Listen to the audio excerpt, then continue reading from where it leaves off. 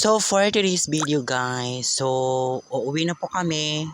Papunta kami ng kasi aalis na po kami kasi naghintay po kami kanina ng kanilang pagpunta ng kanilang room. Hindi po namin kasi wala pumunta si ma'am. So uuwi na lang po kami ay pupunta na lang kami ng plaza. At ito po, binidyohan ko po hambugos han era eskwelahan ng mga nagsasasara nga mga basura didiha grade 3 eskwelahan. For today's video, dere haro mamay. So ginbisita ko na naman ang Tinloc Ilocon Integrated School, an era eskwelahan. So for today's video, makikita po natin na ang kanilang eskwelahan ay napakaganda ang kulay, ang kanilang kapaligiran ng kanilang at malinis ang kanilang paligiran ng kanilang paaralan. For today's video ay makikita po natin ay nakita ko pong teacher ay isa lang pong teacher ay nandito sa eskwelahan. Hister lang po. So may kasama ko si Dadang Holyado. Ito na po ang mga maatuhan era miss and grade.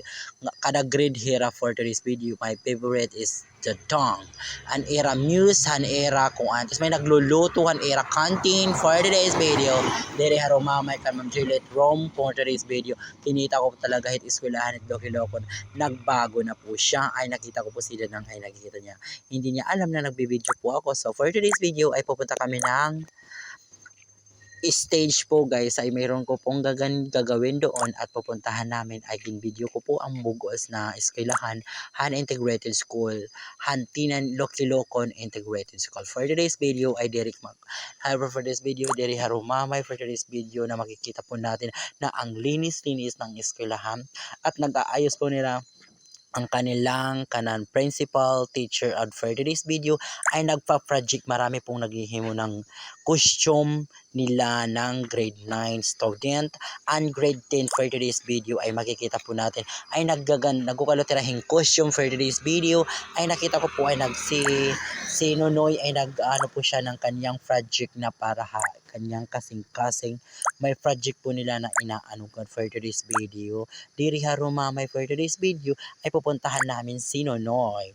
Hala, tara, let's go. For today's video ay makikita po natin ang linis-linis talaga ng eskwelahan Tinloc Ilocon para na summer. For today's video ay makikita po natin na ay makikita po natin si Nonoy. Ay makikita po natin si Nonoy ay nagpa-project po sa kanyang baga. Ito hiyang project nila. So for today's video ay makikita po natin ay kuha na po tayo for today's video ay makikita po natin ang galing-galing talaga natin mag-ano guys for today's video. Diri harumamay for today's video ay nagaan po sila. Masipag si Nonoy mag-project para sa kanyang guys, growth for today's video. So